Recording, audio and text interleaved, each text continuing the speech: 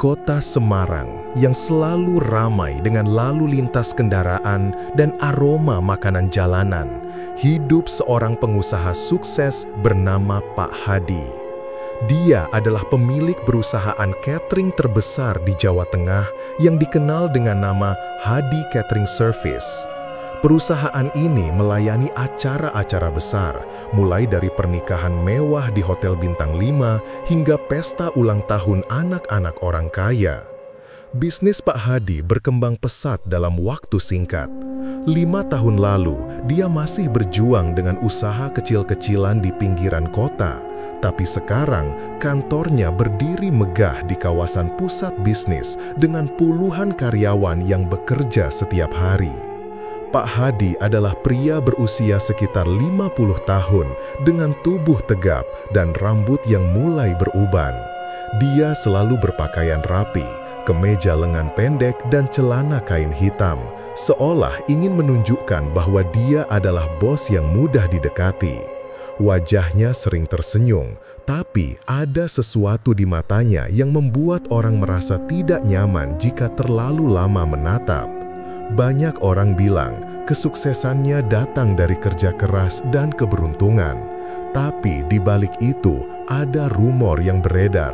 Rumor tentang kunjungan aneh Pak Hadi ke Alas Jatingarang, sebuah hutan lebat di lereng gunung yang terkenal angker di wilayah Jawa Tengah. Hutan itu penuh dengan cerita mistis, dari penampakan makhluk halus hingga ritual-ritual kuno yang dilakukan orang-orang putus asa untuk mencari kekayaan. Alas Jatingarang bukan sembarang hutan. Letaknya di perbatasan antara Kabupaten Semarang dan Salatiga, dengan pepohonan tinggi yang rapat dan akar-akar yang menjalar seperti urat nadi bumi. Udara di sana selalu lembab, bahkan di musim kemarau, dan sering terdengar suara angin yang seperti bisikan. Penduduk setempat jarang masuk ke dalamnya setelah matahari terbenam, karena konon ada jin penunggu yang menguasai tempat itu. Jin itu dikenal sebagai penghuni alam gaib yang bisa memberikan kekayaan, tapi dengan syarat yang mahal, tumbal nyawa. Banyak cerita rakyat di Jawa yang menyebut pesugihan seperti ini, di mana seseorang harus menyerahkan orang terdekat atau yang memenuhi kriteria tertentu untuk menjaga kontrak dengan makhluk halus. Pak Hadi tidak pernah membahas rumor itu secara terbuka. Dia hanya tertawa jika ada yang bertanya, bilang itu cuma omong kosong orang iri. Tapi karyawan-karyawannya tahu ada yang aneh. Setiap tahun ada 1 atau 2 orang yang tiba-tiba menghilang. Mereka bilang resign atau pindah kerja, tapi tidak pernah ada kabar lagi. Yang lebih aneh, korban-korban itu selalu perempuan muda yang masih perawan dan biasanya baru bergabung tidak lama. Perusahaan ini memang sering merekrut karyawan baru, terutama dari desa-desa sekitar, dengan janji gaji tinggi dan kesempatan karir. Itu yang membuat Sinta tertarik. Sinta adalah gadis berusia 22 tahun dari sebuah desa kecil di lereng Gunung Merbabu. Desanya bernama Kampung Sumbar, tempat di mana sawah-sawah hijau membentang dan udara masih segar. Dia anak bungsu dari 4 bersaudara, ayahnya petani dan ibunya penjual sayur di pasar. Kehidupan di desa sederhana, tapi Sinta ingin lebih. Dia lulus SMK jurusan Tata Boga dan mimpi besarnya adalah bekerja di kota, belajar lebih banyak tentang masak-memasak, dan suatu hari punya usaha sendiri.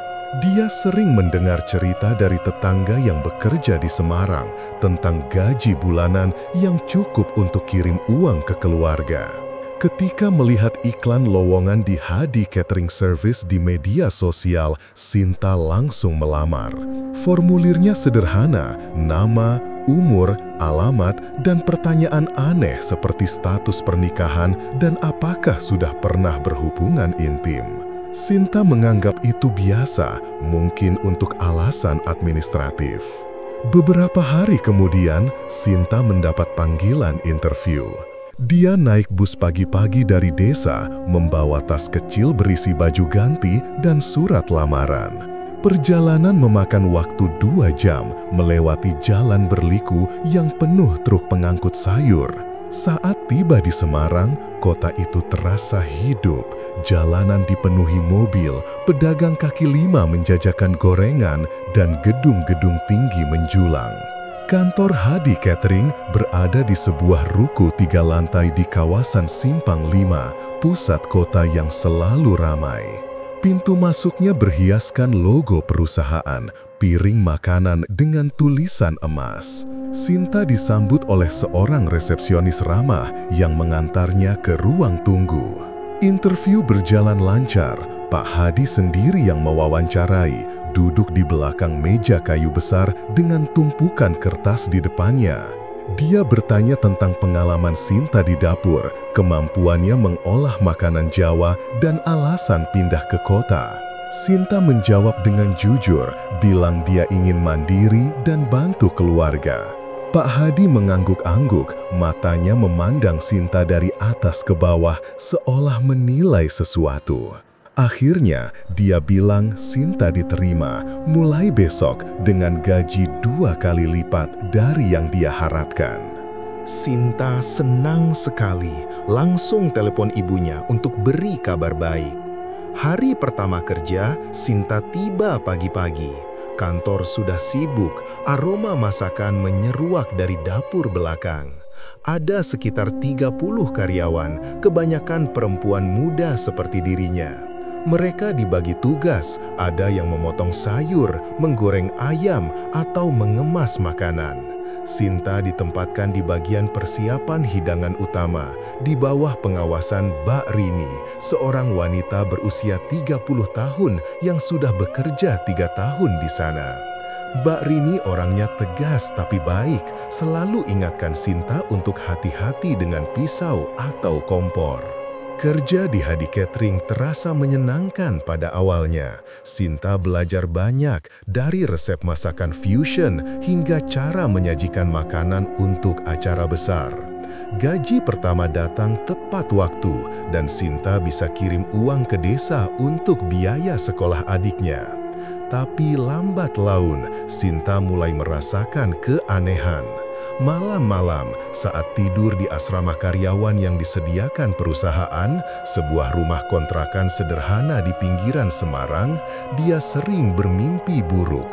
Mimpi tentang hutan gelap di mana pohon-pohon bergerak seperti makhluk hidup dan ada suara bisikan yang memanggil namanya. Sinta, Sinta, bisik itu terdengar jelas, membuatnya terbangun dengan keringat dingin. Awalnya Sinta menganggap itu karena capek kerja, tapi mimpi itu datang semakin sering.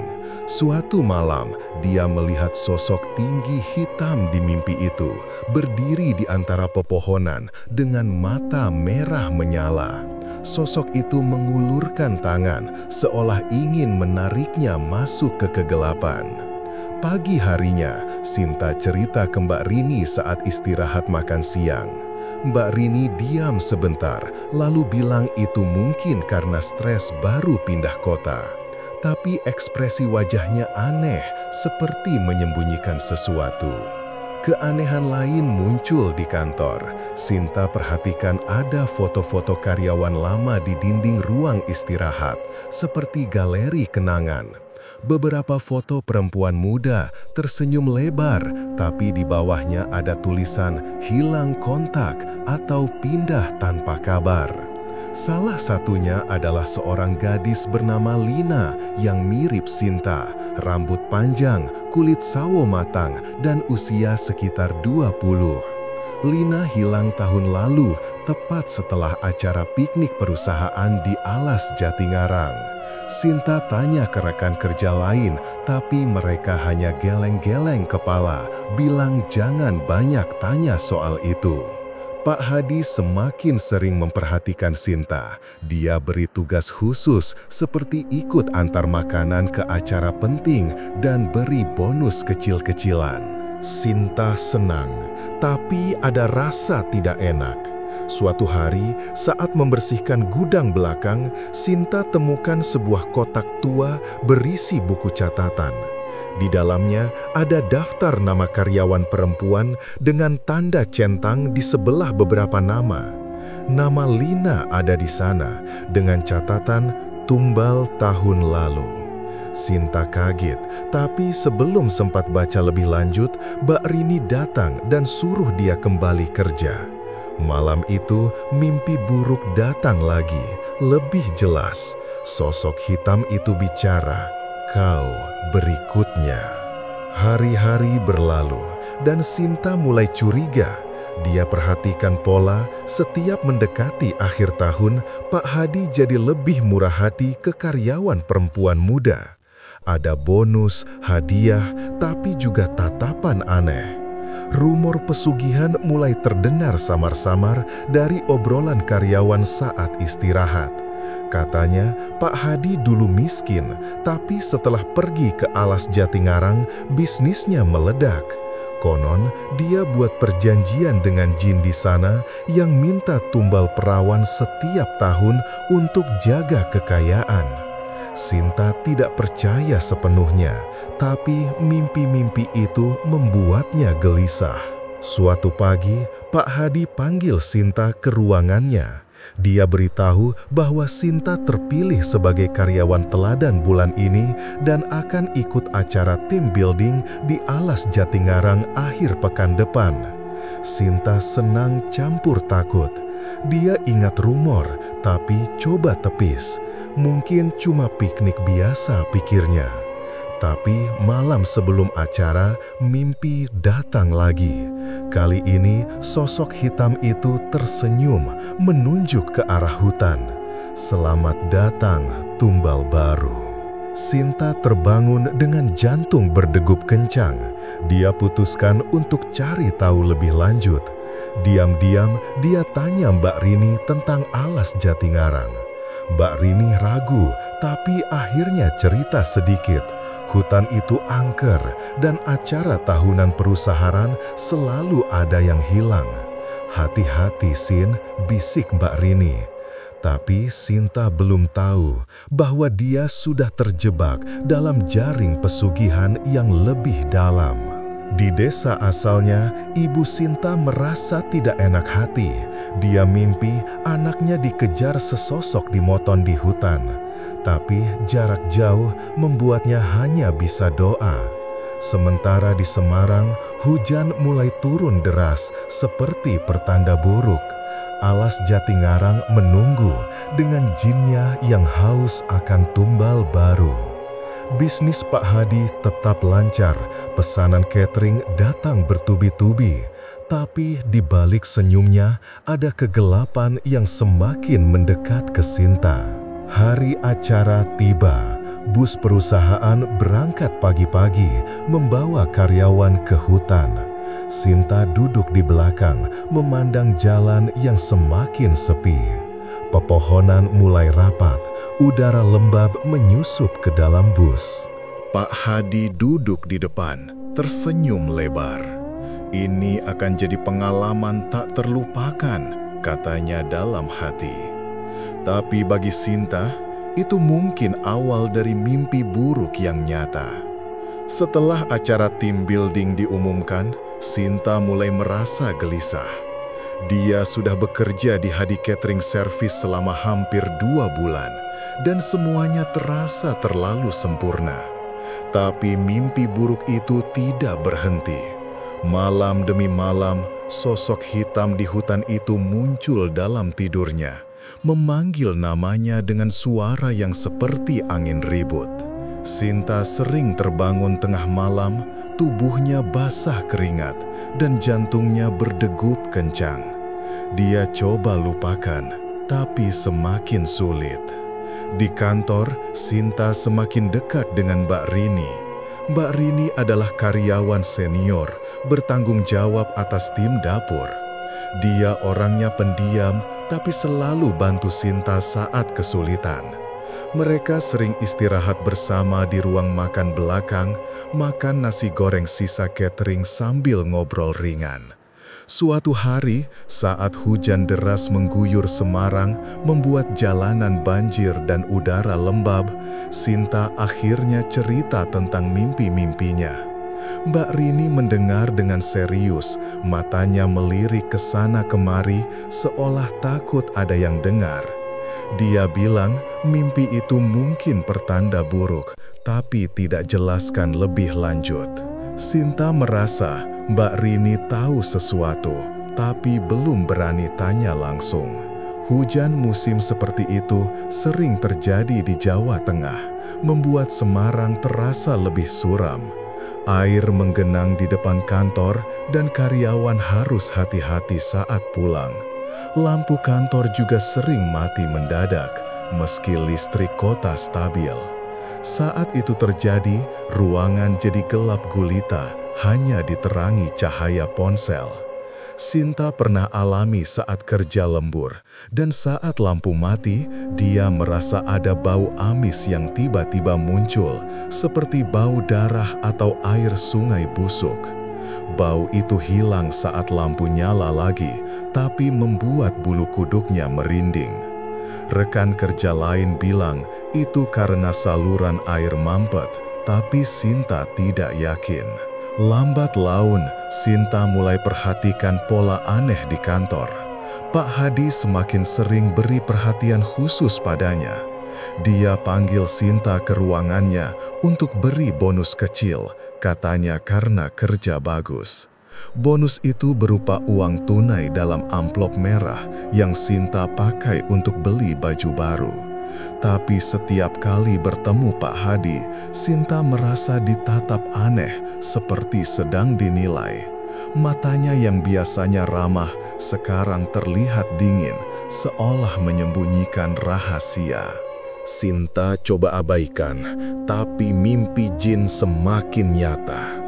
Sekarang, dalam mimpi, sosok hitam itu tidak hanya berdiri, tapi bergerak mendekat, tangannya yang panjang seperti akar pohon menggapai-gapai. Suatu siang, saat membersihkan ruang arsip, Sinta temukan dokumen lama. Itu map berdebu berisi daftar karyawan dari tahun-tahun sebelumnya. Banyak nama perempuan muda yang dicoret dengan tinta merah. Di sebelahnya ada catatan, hilang setelah piknik. Sinta ingat foto Lina di dinding, dan nama Lina ada di daftar itu. Dia baca lebih lanjut dan temukan pola. Setiap akhir tahun, tepat setelah acara di Alas Jatingarang, ada satu nama yang hilang. Tahun lalu Lina, tahun sebelumnya seorang gadis bernama Dewi, dan seterusnya. Sinta kaget, tapi sebelum sempat foto dokumen itu, Mbak Rini masuk dan suruh dia kembali ke dapur. Mbak Rini lihat wajah Sinta pucat, tapi tidak tanya apa-apa. Malam itu, Sinta tidak bisa tidur. Dia duduk di kamar asrama, memandang hujan di luar jendela. Asrama itu rumah kontrakan sederhana di kawasan pinggiran Semarang, dengan kamar kecil dan dinding tipis. Suara hujan deras membuatnya ingat desa asalnya di Kampung Sumber, di mana hujan seperti itu berarti sawah banjir. Tapi sekarang hujan terasa seperti pertanda. Sinta putuskan untuk cari tahu lebih banyak tentang Alas Jatingarang. Dia buka ponsel, cari di internet tentang hutan itu. Hasil pencarian penuh cerita mistis, legenda jin penunggu yang beri kekayaan tapi minta tumbal, cerita orang hilang, dan ritual pesugihan yang dilakukan di malam bulan purnama. Sinta baca tentang pesugihan di Jawa, di mana orang buat perjanjian dengan makhluk gaib untuk jadi kaya, tapi harus bayar dengan nyawa orang lain setiap tahun. Semakin baca, semakin Sinta yakin ada hubungannya dengan Pak Hadi. Bisnisnya meledak tepat 5 tahun lalu setelah kunjungan ke hutan itu. Rumor di kantor mulai terdengar lebih jelas. Saat istirahat, Sinta dengar dua karyawan senior bisik-bisik tentang tumbal tahunan. Mereka bilang Pak Hadi bersekutu dengan jin alas Jatingarang, makhluk tinggi hitam yang haus darah perawan. Jin itu beri kekayaan abadi, asal setiap tahun ada korban baru. Korban selalu karyawan perawan yang dipilih karena tanda seperti mimpi buruk. Sinta ingat mimpinya sendiri dan jantungnya berhenti sejenak. Apakah dia yang berikutnya? Keesokan harinya, Sinta dekati Mbak Rini lagi. Mereka duduk di belakang kantor saat rehat makan siang. Hujan masih turun rintik-rintik, membuat udara dingin. Sinta cerita tentang apa yang dia temukan di internet dan daftar nama. Mbak Rini diam lama, lalu akhirnya buka suara. Dia bilang rumor itu benar, dia pernah lihat sendiri. Tahun lalu, Lina adalah temannya, dan Lina juga mimpi buruk sebelum hilang. Acara piknik di alas Jatingarang bukan piknik biasa, tapi ritual. Pak Hadi bawa korban ke hutan, bacakan mantra Jawa kuno di depan api unggun, dan serahkan ke jin. Setelah itu, korban hilang selamanya, dan bisnis makin lancar. Mbak Rini cerita lebih detail. Jin itu konon berwujud tinggi hitam, dengan kulit seperti kulit pohon, dan mata merah seperti bara api. Dia hidup di gua dalam hutan, dikelilingi kabut tebal. Penduduk sekitar alas Jatingarang tahu, tapi takut bicara. Banyak kasus hilang di sana, tapi polisi anggap kecelakaan. Mbak Rini bilang dia bertahan karena sudah menikah. Jin hanya mau perawan. Tapi dia curiga Sinta jadi target sekarang karena Pak Hadi sering perhatikan dia. Sinta takut, tapi Mbak Rini suruh diam dulu, jangan kabur karena bisa bahaya. Setelah itu, keanehan semakin sering. Lampu kantor mati lagi saat sore hari, dan saat gelap, Sinta dengar suara bisikan di telinganya. "Sinta, datanglah." Bau amis muncul lagi, lebih kuat. Sinta lari ke kamar mandi kantor, cuci muka untuk tenangkan diri. Kamar mandi itu kecil, dengan cermin besar di dinding. Saat Sinta angkat kepala, dia lihat pantulan dirinya normal. Tapi tiba-tiba, di belakang pantulannya, ada sosok hitam berdiri.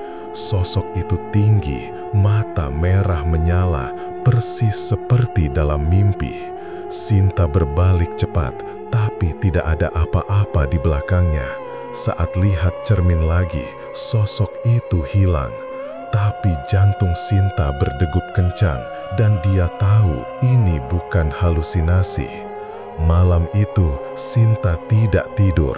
Dia duduk di kamar, memegang ponsel, mikir cara keluar dari situasi ini. Hujan masih deras, petir menyambar-nyambar di langit Semarang. Dia telepon ibunya di desa, tapi cuma bilang kangen, tidak cerita soal mimpi atau rumor.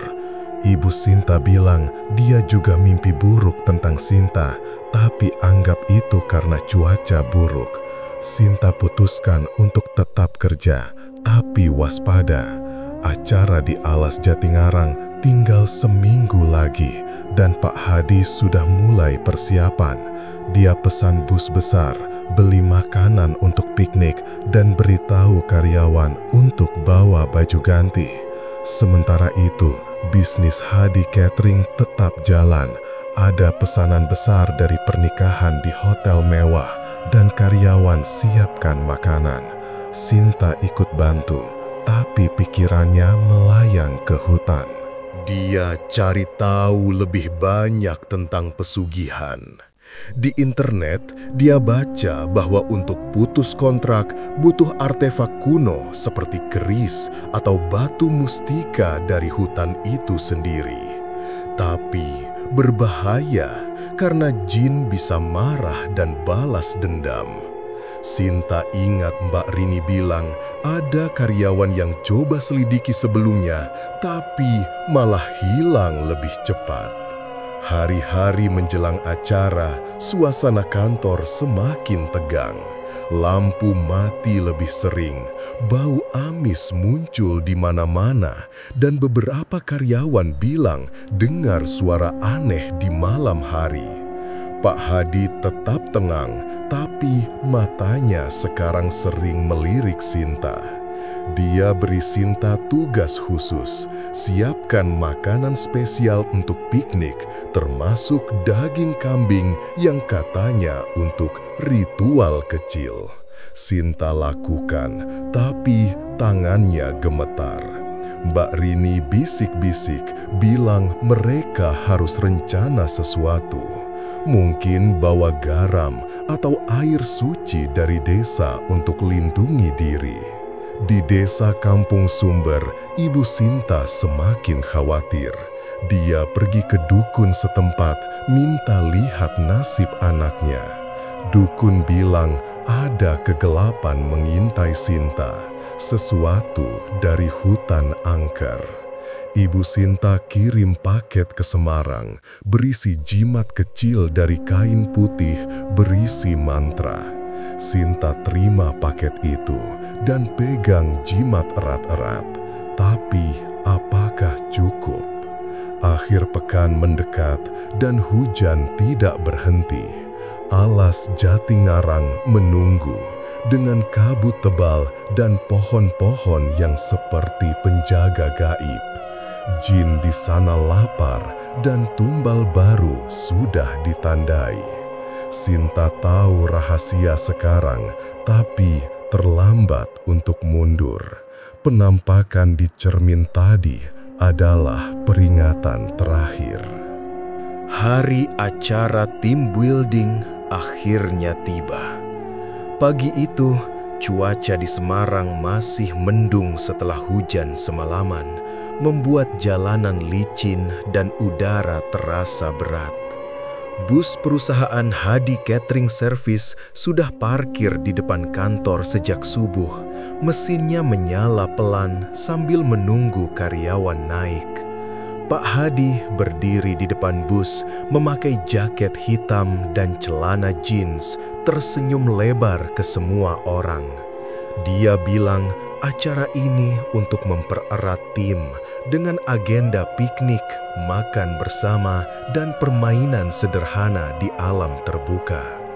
Tapi di balik senyumnya ada kegembiraan aneh, seperti orang yang menunggu sesuatu yang sudah direncanakan lama. Sinta naik bus dengan hati berdebar. Dia sudah packing tas kecil berisi baju ganti, air minum, dan jimat dari ibunya yang dia pegang erat-erat di saku. Mbak Rini duduk di sebelahnya, wajahnya tegang tapi berusaha tenang. Mereka sudah rencanakan sesuatu semalam, bawa garam kasar dalam botol kecil dan air dari sumur desa yang katanya suci. Mbak Rini bilang itu bisa lindungi dari makhluk goib berdasarkan cerita dukun di kampungnya. Sinta tidak sepenuhnya percaya, tapi sekarang apa saja dia coba. Mimpi buruk malam sebelumnya lebih parah. Sosok hitam itu tidak hanya memanggil, tapi menyentuh bahunya dengan tangan dingin seperti es. Bus berangkat tepat jam 7 pagi, membawa sekitar 20 karyawan, kebanyakan perempuan muda. Jalan menuju Alas Jatingarang memakan waktu 1 jam, melewati jalan raya yang ramai, lalu masuk ke jalan kecil beraspal rusak. Semakin dekat ke hutan, pemandangan berubah.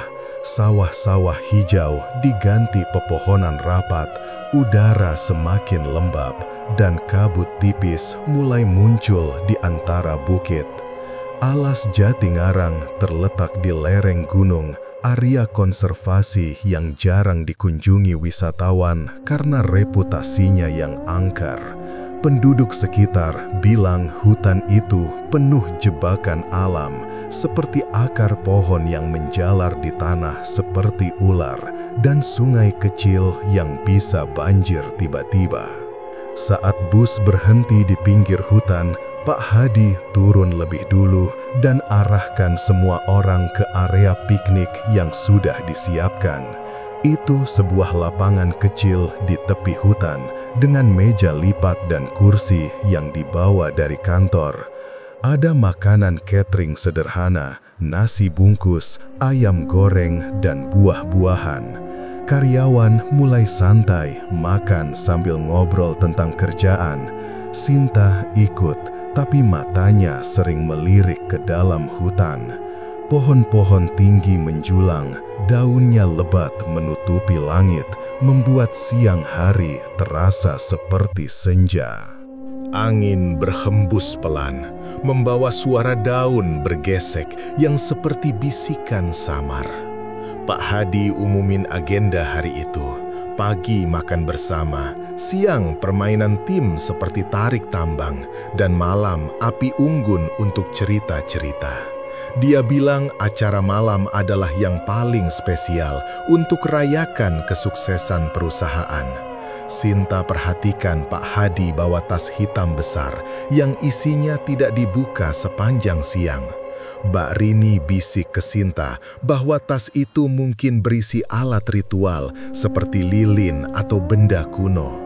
Mereka putuskan untuk tetap dekat satu sama lain, dan jika ada yang aneh, langsung kabur ke jalan raya.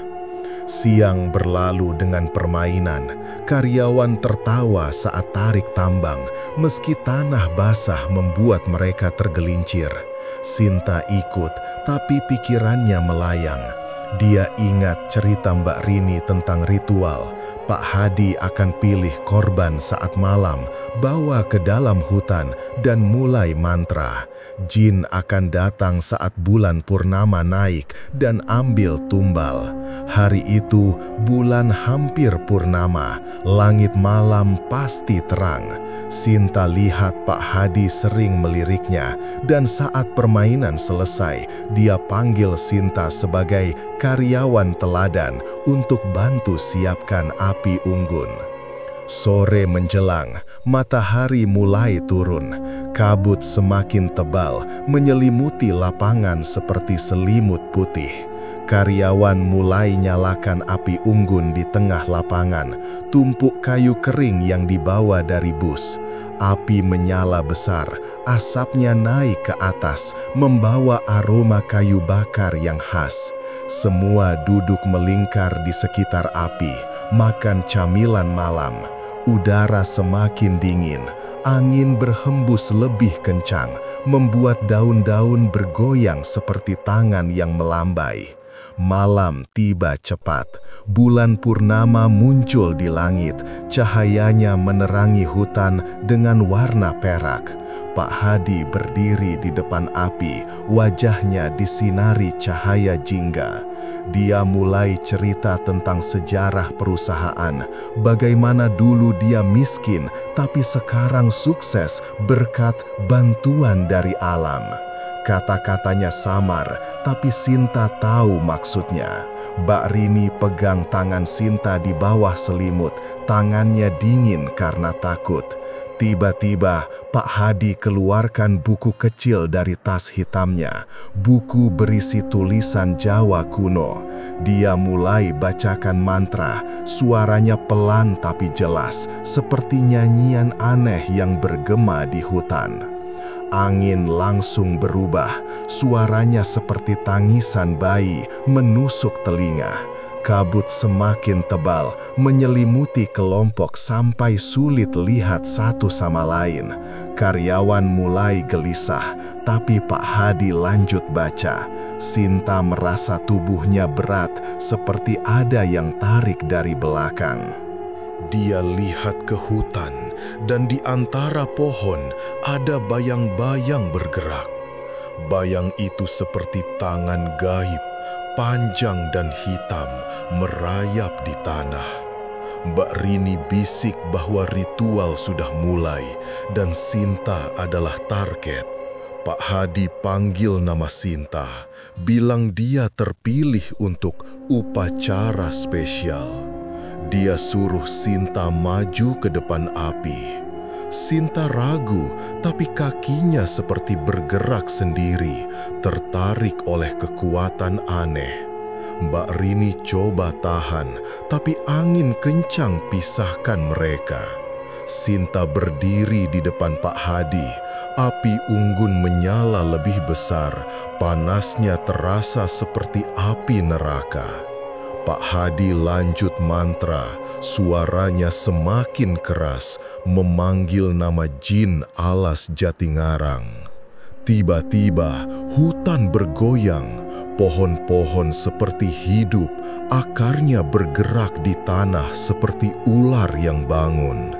Suara tangisan angin berubah jadi jeritan dan dari kegelapan hutan sosok hitam muncul. Sosok itu tinggi seperti pohon, tubuhnya seperti kulit kayu retak dan mata merahnya menyala seperti bara. Itu jin yang selama ini muncul di mimpi Sinta. Jin itu bergerak pelan, melayang ke arah api unggun, tangannya menggapai Sinta. Sinta sadar sekarang dia adalah tumbal. Pak Hadi tersenyum puas, bilang ini untuk kebaikan perusahaan. Jin mendekat, baunya seperti tanah basah bercampur darah. Sinta coba mundur, tapi kakinya lumpuh seperti terikat ilusi. Kabut menyelimuti semuanya, membuat karyawan lain panik dan lari ke bus. Tapi bus jauh dan hutan seperti labirin. Mbak Rini coba dekati Sinta, tabur garam ke tanah, tapi jin marah, angin kencang hempaskan Mbak Rini ke pohon. Sinta berusaha kabur, dia lari ke hutan meski tahu bahaya. Kakinya terperosok di akar, tapi dia bangun lagi. Jin mengejar, bayangannya memanjang di tanah, suaranya seperti bisikan di telinga Sinta. Kau milikku sekarang. Hutan semakin gelap, meski bulan purnama karena kabut tebal. Sinta tersesat, pohon-pohon seperti berubah posisi, ilusi jin membuat berputar-putar. Dia dengar suara Pak Hadi dari jauh, masih baca mantra, memperkuat jin. Di tengah kepanikan, Sinta ingat jimat ibunya. Dia keluarkan dari saku, pegang erat sambil berdoa. Jimat itu panas di tangan, seperti beri kekuatan. Sinta lari lagi, tapi jin semakin dekat. Tangannya menyentuh bahu Sinta, dingin menusuk tulang. Sinta jatuh ke tanah basah, lumpur menempel di baju. Jin berdiri di atasnya, mata merahnya menatap dalam. Sinta merasa nyawanya ditarik, seperti rohnya mau lepas dari tubuh. Tapi tiba-tiba Mbak Rini muncul dari balik pohon, bawa botol air suci. Dia siram ke jin dan makhluk itu mundur sambil jerit. Suaranya seperti angin ribut membuat daun berterbangan. Mbak Rini tarik Sinta bangun, mereka lari bersama ke arah lapangan. Pak Hadi lihat mereka, wajahnya marah, tapi mantra terganggu. Jin marah karena tumbal lolos sementara dan mulai serang acak. Karyawan lain sudah di bus, mesin nyala tapi tidak bisa jalan karena ban terperosok lumpur. Hutan seperti hidup, akar menahan bus. Sinta dan Mbak Rini sampai di lapangan, api unggun masih menyala. Pak Hadi coba lanjut ritual, tapi jin sekarang balik ke arahnya, marah karena kontrak terganggu. Sosok hitam itu gapai Pak Hadi, tapi dia mundur. Sinta tahu ini belum selesai, jin masih haus. Malam semakin larut, kabut semakin pekat. Sinta dan Mbak Rini sembunyi di balik pohon, napas mereka tersengal. Jin berkeliaran di hutan mencari tumbal. Pak Hadi coba kendalikan lagi, tapi kekuatannya lemah. Sinta sadar mereka harus lawan, tapi bagaimana? Artefak kuno yang Mbak Rini sebut mungkin ada di hutan, tapi mencarinya. Angin tangisan semakin keras dan jin mendekat lagi. Di desa Kampung Sumber, Ibu Sinta terbangun dari mimpi buruk, merasa anaknya dalam bahaya.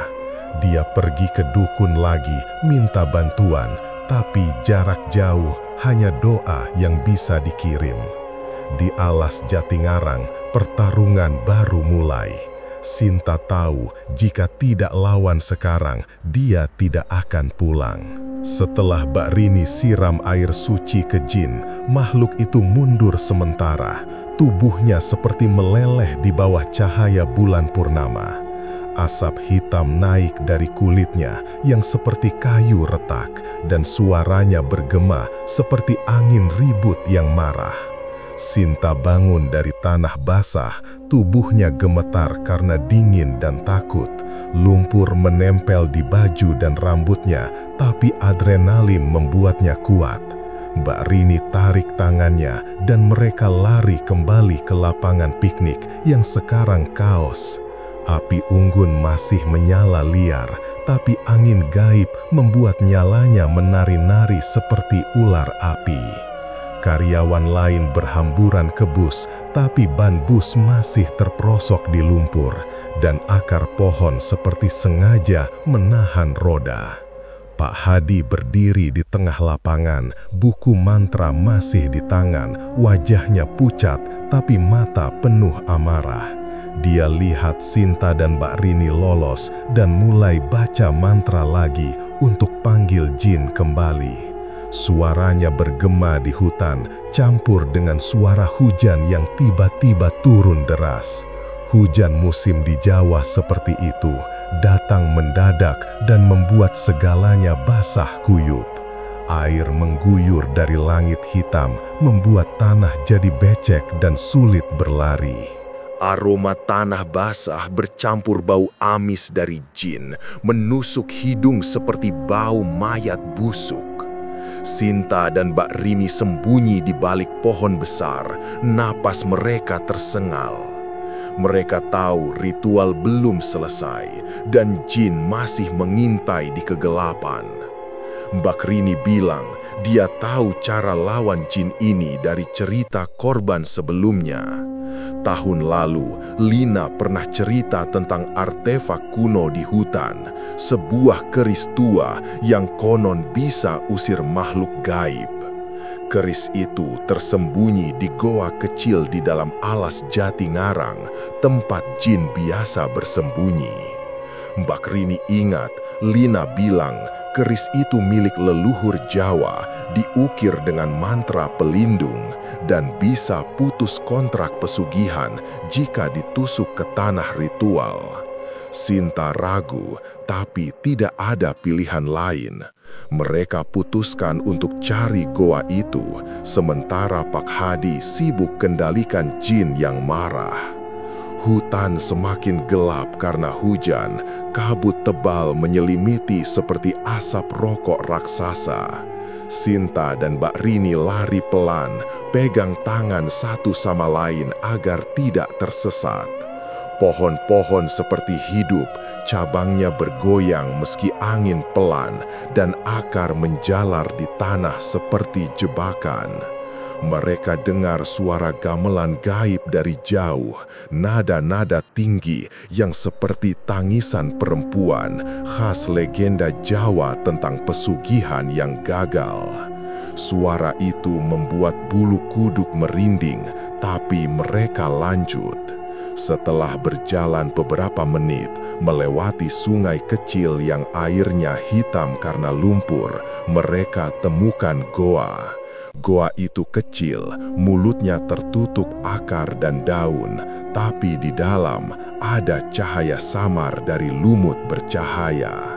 Mbak Rini masuk lebih dulu, tangannya meraba dinding goa yang lembab. Goa itu dalam, bau tanah basah dan jamur menusuk hidung. Sinta ikut, pegang jimat ibunya erat-erat. Di ujung goa, mereka temukan keris tua itu, tertanam di batu altar kecil.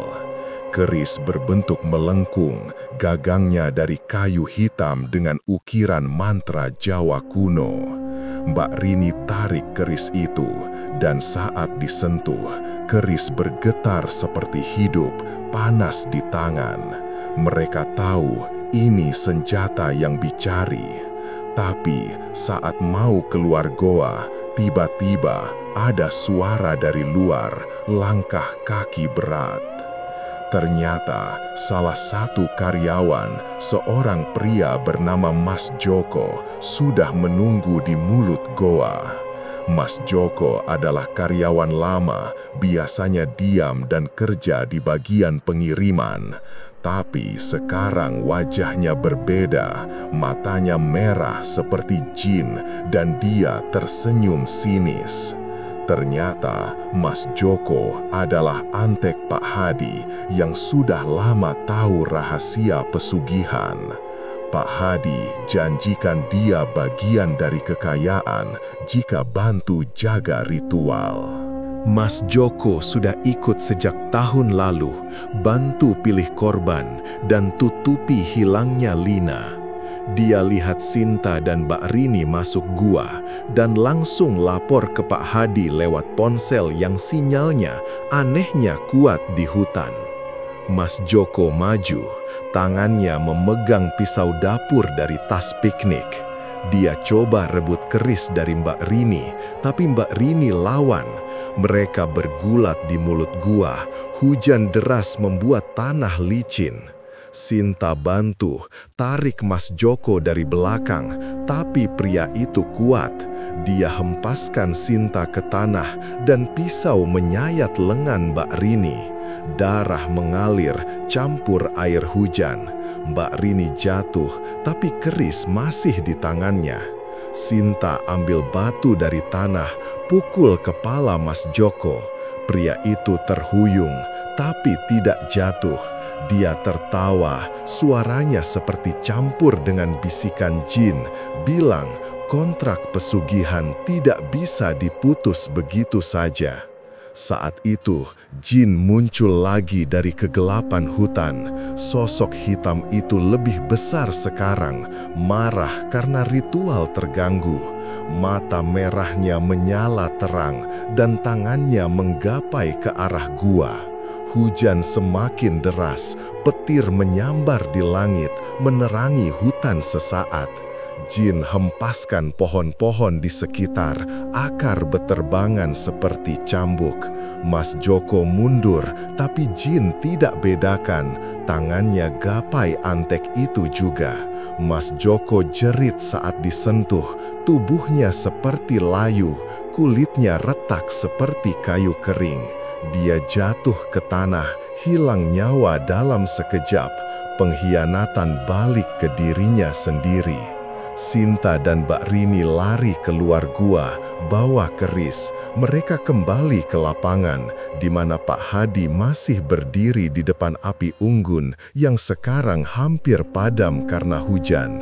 Karyawan lain sudah bersembunyi di bus, pintu terkunci takut. Pak Hadi lihat mereka, wajahnya penuh amarah. Dia baca mantra lebih keras, panggil jin untuk serang.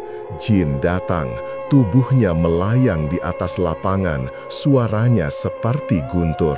Tapi Mbak Rini maju, meski luka di lengan berdarah. Dia tusuk keris ke tanah di tengah lingkaran ritual, tepat di mana api unggun berada. Saat keris menusuk tanah, hutan berguncang, tanah retak seperti gempa kecil dan cahaya putih keluar dari keris. Mantra ukiran di keris menyala seperti api suci. Jin jerit, suaranya menusuk telinga semua orang. Makhluk itu mundur, tubuhnya menyusut, tapi marah besar. Dia serang Mbak Rini, tangannya gapai dan sentuh bahunya. Mbak Rini jatuh, tubuhnya lemas seperti kehilangan tenaga. Sinta tarik keris dari tanah dan tusuk lagi lebih dalam. Cahaya semakin terang menerangi hutan seperti siang hari. Pak Hadi panik sekarang. Kontrak pesugihannya rusak. Jin balik serang dia. Sosok hitam gapai Pak Hadi, tangannya melingkar di leher bos itu. Pak Hadi jerit, buku mantranya jatuh ke lumpur. Tubuhnya terangkat ke udara, kakinya menggelantung. Jin bisik sesuatu, mungkin tuntut bayaran lebih. Pak Hadi berusaha lawan, tapi lemah. Hujan deras membuat segalanya lebih dramatis. Air mengalir seperti sungai kecil di lapangan. Sinta lihat itu dan tusuk keris sekali lagi. Kali ini Jin lepas Pak Hadi, tapi makhluk itu tidak hilang. Dia mundur ke hutan, tapi mata merahnya masih menyala seperti janji balas dendam. Mbak Rini terbaring di tanah, nafasnya lemah. Luka di lengan bukan cuma sayatan, tapi seperti racun dari jin. Kulitnya hitam di sekitar luka, seperti digigit ular gaib. Sinta bantu dia bangun, tapi Mbak Rini bilang keris harus dibakar untuk putus kontrak selamanya. Mereka tarik keris dan lempar ke sisa api unggun. Api menyala lagi meski hujan seperti ajaib. Keris meleleh dan suara gamelan gaib berhenti. Jin menghilang ke kegelapan, tapi hutan masih bergoyang. Pak Hadi jatuh ke tanah, tubuhnya lemas. Dia merangkak ke bus, tapi karyawan tidak buka pintu. Mereka tahu sekarang rahasia terbongkar. Bisnisnya mungkin hancur besok tanpa pesugihan. Sinta pegang Mbak Rini, bawa ke bus. Pintu akhirnya terbuka dan mereka naik. Bus berhasil jalan setelah akar mundur seperti kutukan lepas. Mereka pulang ke Semarang dalam diam. Hujan masih turun. Tapi Sinta tahu ini belum akhir. Jin menyerang Pak Hadi karena kontrak rusak, tapi makhluk itu mungkin masih mengintai. Mbak Rini pingsan di bus, nafasnya pendek. Sinta pegang jimat, berdoa. Di desa Kampung Sumber, Ibu Sinta merasa lega tiba-tiba. Mimpi buruk berhenti. Tapi di hutan alas Jatingarang, kabut masih tebal dan bayang-bayang jin menunggu saat yang tepat. Malam itu, Semarang terasa lebih gelap. Lampu jalan berkedip seperti pengaruh gaib. Sinta tiba di asrama, bantu Mbak Rini ke kamar. Tapi pagi harinya, Mbak Rini tidak bangun. Tubuhnya dingin seperti korban terakhir. Sinta sadar perlawanan punya harga. Pengkhianatan Mas Joko sudah dibayar, tapi jin ambil bayaran lain. Bisnis Hadi Catering mulai goyah. Pesanan batal, karyawan resign. Pak Hadi hilang kabar, mungkin ditelan hutan. Sinta pulang ke desa, tapi mimpi jin masih datang. Tuis mulai muncul, perut Sinta terasa aneh, seperti ada sesuatu tumbuh. Setelah malam mengerikan di alas Jatingarang, bus perusahaan akhirnya berhasil keluar dari hutan dan kembali ke Semarang. Hujan masih deras sepanjang perjalanan, membuat jalan licin dan suasana di dalam bus seperti kuburan. Karyawan-karyawan duduk diam, wajah mereka pucat karena ketakutan. Sinta duduk di belakang, memegang tubuh Mbak Rini yang sudah dingin. Napas Mbak Rini berhenti di tengah jalan. Luka di lengannya membiru seperti digigit racun gaib. Sinta coba bangunkan dia, tapi sia-sia. Air mata Sinta bercampur air hujan yang bocor dari jendela bus. Mbak Rini jadi korban terakhir. Pengorbanannya selamatkan Sinta, tapi bayar dengan nyawa sendiri. Pak Hadi duduk di depan, tubuhnya lemas setelah diserang jin. Dia tidak bicara sepatah kata pun, hanya memandang keluar jendela dengan mata kosong. Kontrak pesugihannya rusak total setelah keris dibakar, dan jin yang dulu beri kekayaan sekarang balik jadi musuh. Bisnis Hadi Catering yang dulu mewah sekarang seperti mimpi buruk yang berakhir. Saat tiba di Semarang, karyawan langsung bubar. Beberapa lapor polisi tentang kejadian aneh di hutan, tapi polisi anggap itu kecelakaan alam atau halusinasi massal karena hujan deras. Tidak ada bukti, hanya cerita yang terdengar seperti dongeng mistis. Pagi harinya, Sinta kemas barang di asrama. Dia tidak mau tinggal lagi di kota yang penuh kenangan buruk. Gaji terakhir dia ambil cukup untuk beli tiket bus pulang ke kampung Sumber. Sebelum berangkat, Sinta lihat berita di ponsel, perusahaan Hadi Catering tutup mendadak. Pesanan dibatalkan, klien kabur karena rumor hilangnya karyawan. Pak Hadi hilang kabar, rumahnya kosong, dan polisi cari tapi tidak ketemu. Ada yang bilang dia ditelan hutan jadi tumbal balik untuk jin yang marah. Alas Jatingarang kembali tenang, tapi penduduk sekitar bilang kabut di sana lebih tebal sekarang, seperti penjaga gaib yang lebih kuat. Perjalanan pulang ke desa memakan waktu 2 jam, sama seperti saat datang. Sinta duduk di bus, memandang sawah-sawah yang mulai menguning karena musim panen.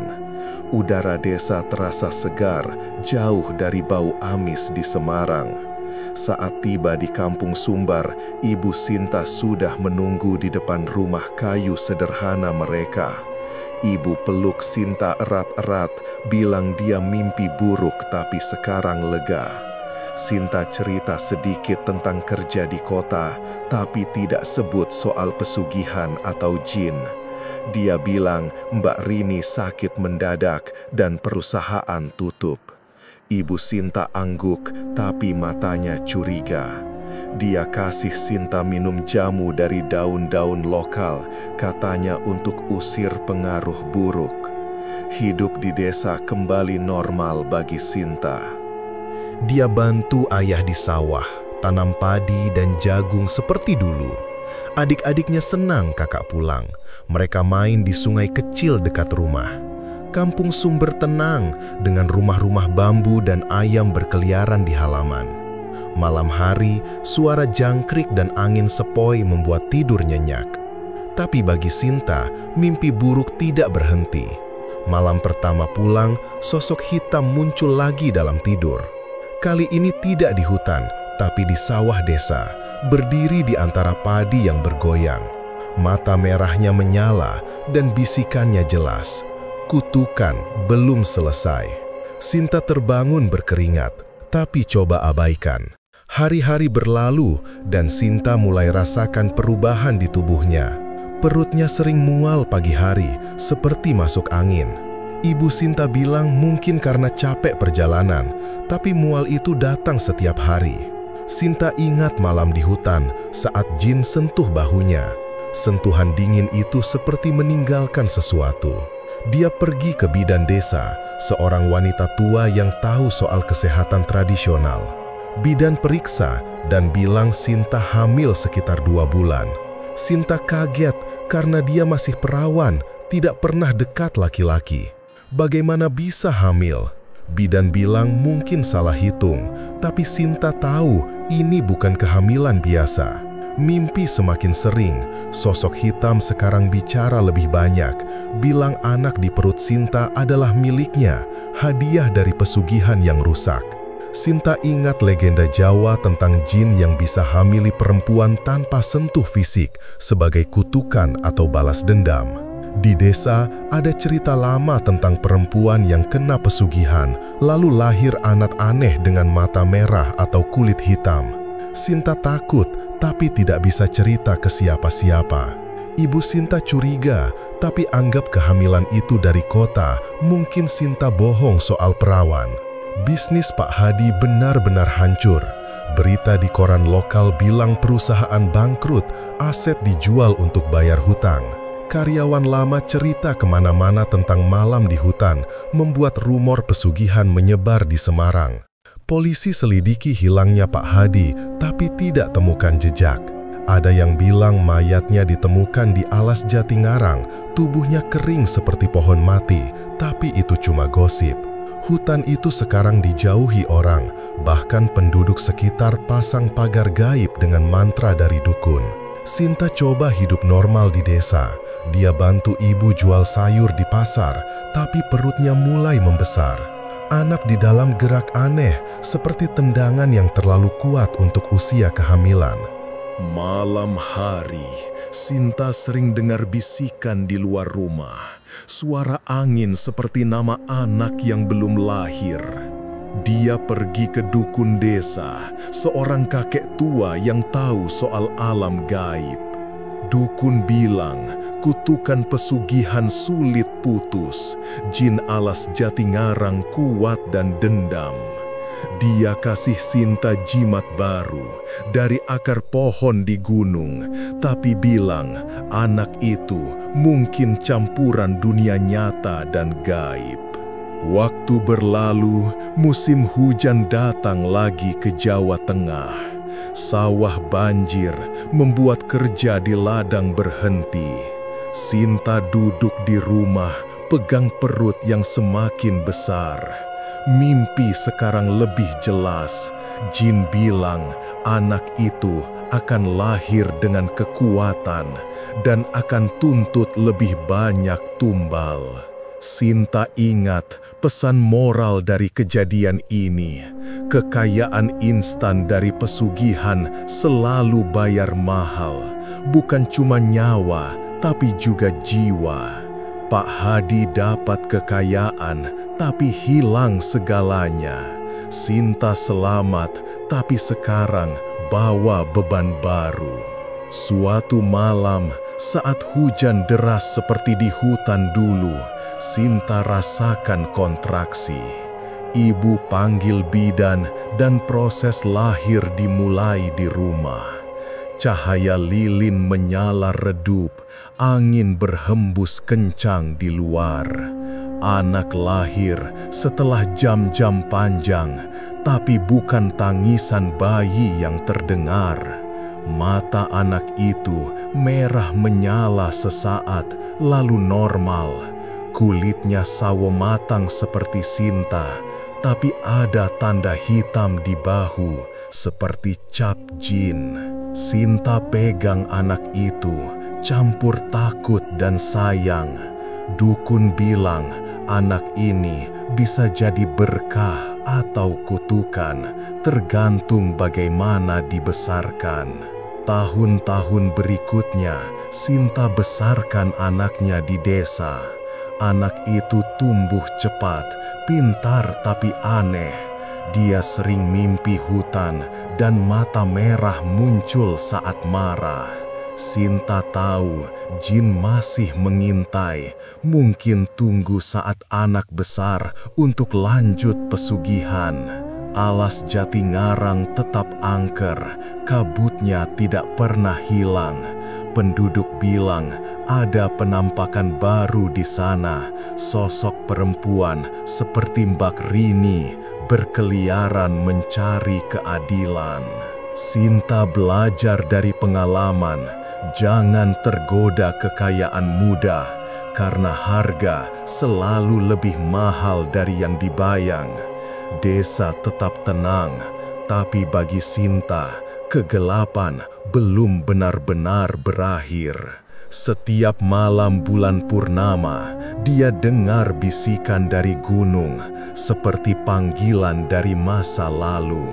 Anaknya tidur nyenyak, tapi Sinta tahu twist ini baru awal dari cerita lain. Di Semarang, bekas kantor Hadi Catering jadi bangunan kosong, ditinggalkan. Rumor pesugihan masih beredar, membuat orang takut dekat hutan. Sinta hidup sederhana di desa, tapi mimpi jin terus datang, mengingatkan bahwa alam gaib tidak mudah dilupakan. Akhir yang gelap ini tinggalkan rasa ngeri, di mana batas dunia nyata dan supranatural semakin tipis, dan kutukan bisa waris ke generasi berikutnya.